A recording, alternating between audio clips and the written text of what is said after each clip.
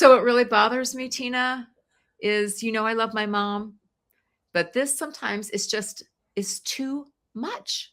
It's like it's breaking me. It's like it's breaking me. When I called you the other day, I was at my effing wits end. I was Oh, exhausted. It was, it was mom. It was Joe. It was Joe's puppy. It was, my brother coming into town. I'm going on my other brother coming into town. It was like, I was like, "Ah," ready to like tear my hair out. And I don't like feeling guilty, but I do. I feel guilty and I'm doing the best I can. mm, What can I say? bless your heart. Yeah, it's a lot. It's a lot. It's a lot of overwhelm, right? Right, it is, but Mm. it's like I think the other thing too is because I've talked to more people about caregiving, and there's a piece of me that feels like you little piece of you know what, you have it so good compared to some other people and what they're experiencing in their caregiving. You know, uh, a mom who's got a child who's never going to leave, and they have to like lock everything, every cabinet in their house, like because that child will get into things. 20 some years old now, never going away. Whoa, Mm. whoa, that's hard caregiving. I've got a Yeah. different kind of caregiving, but I know I shouldn't compare No. myself to other people because we all have our own story and our own experiences, and there's no better or worse, right? No, absolutely not. And I would say comparison on any level will destroy you because it just fills you with guilt. It just fills you with condemnation, and makes you feel like, wow, I'm just not good enough and I'm not a nice person. And that's not truth. I know you. I've known you for 20 years, right? And I can imagine that if someone's listening, they are like, I get it. I feel it because most people don't say these types of things out loud. I But know. I do believe that you hiding your feelings makes it that much worse, Right. Well, it kind of So like gets stuck in there, this negative energy, and that is so depleting. And what I'm trying to do now is understand, okay, I am depleting myself. I need to fill my bucket, as my brother would say, with good stuff that gives me good energy, good juice, whatever. And then I can be there. Like we said, it's like the oxygen mask. Then I can be there for my yeah, mom. But when I am in this, I'm fatigued, I've got emotional stress, and there's like a little sense of grief. Like I'm mm, almost grieving my mom before yeah, she's even gone because she's not the woman that she used to be. yeah. So our whole relationship is different. And there's a sadness that goes along with that. That you really don't feel like you can say out loud because as this one gal, she's a caregiver and she goes, no one wants to hear your wah wah. She's like your wah wah story. And I started laughing. It's like, yeah, you're right. Wah wah. No, she said, no one wants to be your friend when you're just wah wah. So Well, and that's why you need to be around other caregivers to like share, not to stay in the wah wah. yeah, Because if you stay exactly. there, it's depressing because you do have constant responsibility, no break.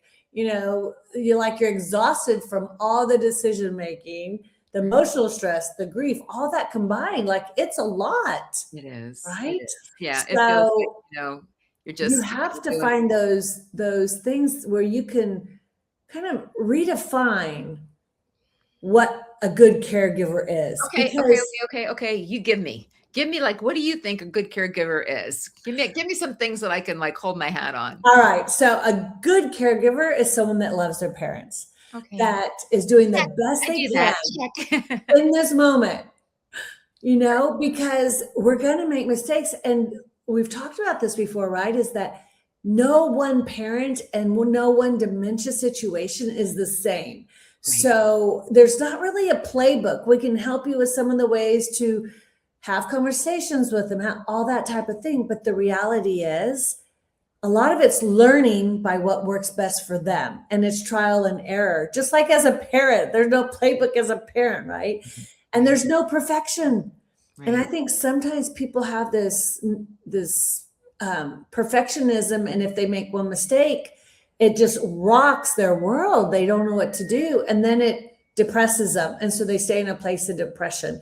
So I encourage you, Melinda, like, what are the good things that you're doing? Like, focus on some of those. And when you do see yourself maybe not being the best version of yourself, do like you're doing.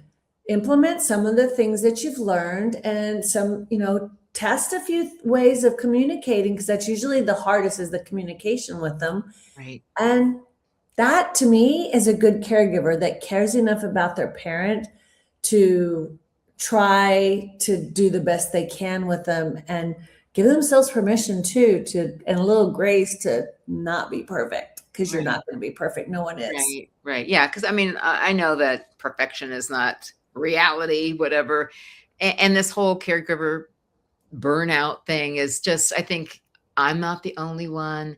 And the other thing, it kind of comes and goes.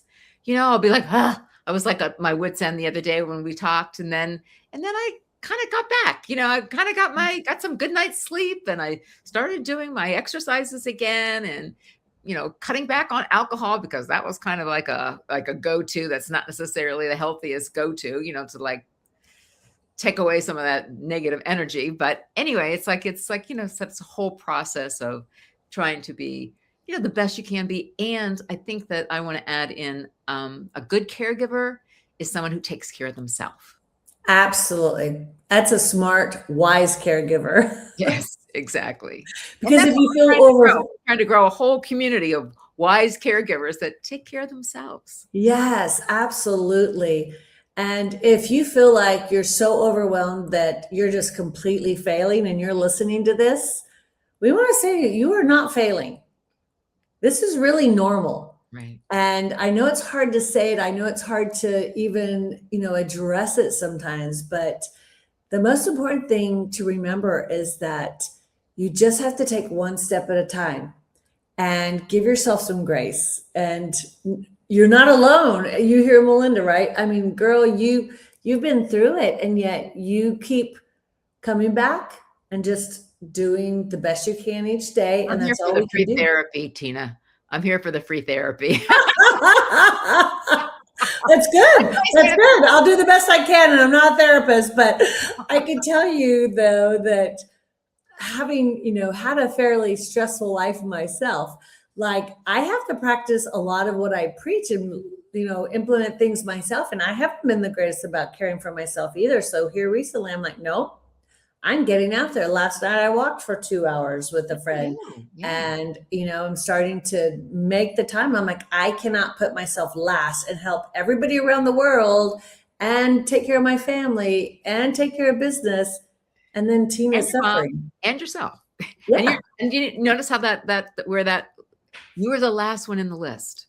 Exactly. But we have to flip it. We got to move it up, because if we do this, then we're better. I can tell you I'm a much nicer person when I'm working out, because I take the stress off of myself. I know. Wow. The other thing too is we want people to subscribe and be a part of the community, and not feel alone in this experience, because no one is alone.